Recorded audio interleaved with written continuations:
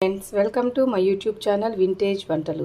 ఇవాళ మీకు నేను హోటల్ స్టైల్లో సింపుల్గా మన ఇంట్లో ఉండే పదార్థాలతోనే పప్పు పొంగల్ ఎలా చేసుకోవాలో చూపిస్తాను.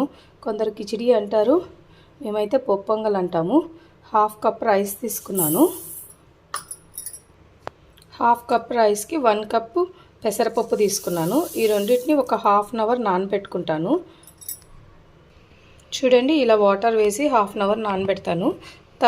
నెక్స్ట్ మనకి కావాల్సిన పదార్థాలు చూద్దాం రండి. బియ్యం పక్కన పెట్టుకున్నాం కదండి. ఇప్పుడు పప్పు పొంగల్లోకి కావాల్సిన పదార్థాలు: మిరియాలు, జీలకర్ర, అల్లం చిన్న ముక్కలు కట్ చేసుకున్నాను, జీడిపప్పు, కరివేపాకు, పచ్చిమిర్చి. హోటల్ స్టైల్ అన్నా కాబట్టి జీడిపప్పు వేస్తున్నా అండి. మీకు ఇంట్లో ఉంటే వేసుకోండి, ఆప్షన్ మీ ఇష్టం. టేస్టీగా ఉంటుంది, పిల్లలు కూడా తింటారు మంచిగా. ఇప్పుడు స్టవ్ ఆన్ చేసుకొని ఒక దబర పెట్టుకుంటున్నాను. స్టవ్ ఆన్ చేసి దబర పెట్టుకొని గీ వేసానండి. గీ కొంచెం ఒక 2 టేబుల్ స్పూన్స్ గీ, ఒక 2 టేబుల్ స్పూన్స్ ఆయిల్ వేస్తాను. ఇప్పుడు గీ వేసి చూపిస్తున్నాను మీకు. చూడండి, కొంచెం దబర వేడెక్కేదాకా వెయిట్ చేద్దాం. మొత్తం గీతో అయినా చేసుకోవచ్చు, కానీ నేను కొంచెం గీ కొంచెం ఆయిల్ వేస్తాను. దబర హీట్ అయిందండి. ఇప్పుడు మనం పెట్టుకున్న జీలకర్ర, మిరియాలు అన్నీ దీంట్లో వేసి పెట్టుకుందాం. చూడండి, అన్నీ వేసాను. ఇప్పుడు కొంచెం వాటిని కాలనివ్వాలి. చూడండి, బాగా వేగుతున్నాయి అవి.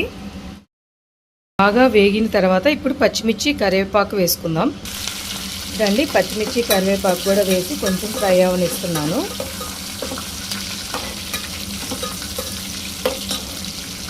ఇప్పుడు మనము 1.5 కప్పు తీసుకున్నాం కదండి రైస్ కానీ పెసరపప్పు కానీ. ఇప్పుడు నేను 7 గ్లాసెస్ ఆఫ్ వాటర్ వేస్తున్నాను. పావుసేరు గ్లాస్తో 7 గ్లాసెస్ వాటర్ వేస్తున్నాను.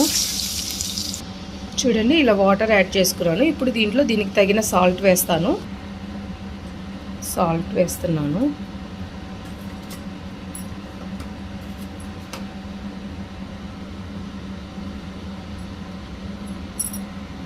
మొత్తం ఒక 3 స్పూన్స్ వేసానండి.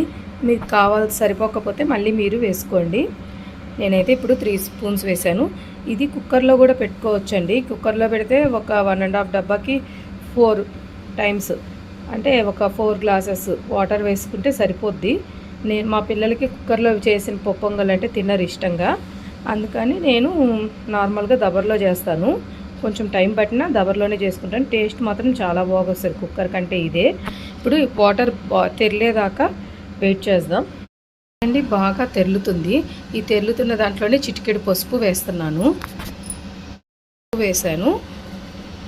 ఇప్పుడు మనం కడిగి నానబెట్టుకున్న బియ్యంని కడుక్కొని 2 టైమ్స్ వాష్ చేసి వాటర్ లేకుండా తీసుకుంటున్నాను.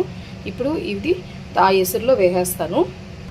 చూడండి, నేను రైస్ వేసుకొని ఇలాగా మొత్తం వేసేసాను. ఇప్పుడు దీన్ని బాయిల్ చేసుకోవడమే. మనకి ఇప్పుడు అందరూ చాలామంది డైట్ అని డైట్ ఫాలో అవుతున్నారు కదండి. డైట్ చేసే వాళ్ళ కోసము మిల్లెట్స్తో కూడా చేసుకోవచ్చండి. చాలామంది మిల్లెట్స్తో పప్పు పొంగల్ చేసుకొని మధ్యాహ్నం అదే తినేస్తున్నారు. మీకు ఇంకొకసారి నేను ఆ రెసిపీ చూపిస్తాను, ట్రై చేయండి. ఫస్ట్ ఇది చూడండి, ట్రై చేయండి. పప్పు పొంగల్ 70% కుక్ అయిపోయిందండి. చూడండి, మన పప్పు పొంగల్ 70% కుక్ అయిపోయింది. ఇప్పుడు దీంట్లో మనము కొంచెము పెప్పర్ పౌడర్ వేసుకుంటాను. మామూలుగా నలగొట్టు కూడా వేసుకుంటారు. నలగొట్టు వేసుకుంటే నాలుగుకి కొంచెం తగులుతూ ఉంటే ఎవరు తినరు పిల్లలైతే, అందుకోసం నేను పౌడర్ చేసి పెట్టుకున్నాను. చూడండి, కొంచెమే వేసుకోవాలి. చిన్నపిల్లలకి పెట్టాలనుకుంటే పెప్పర్ పౌడర్ స్కిప్ చేసేయండి, ఎందుకంటే పిల్లలు కొంచెం స్పైసీ ఉంటే తినరు కదా, అందుకోసము.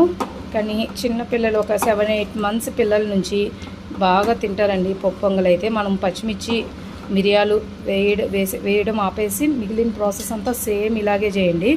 6 మంత్స్ నుంచి పిల్లలు బాగా తింటారు. వాళ్ళకి కుక్కర్లో చేసి పెట్టండి, ఇంకా మెత్తగా బాగా వస్తుంది.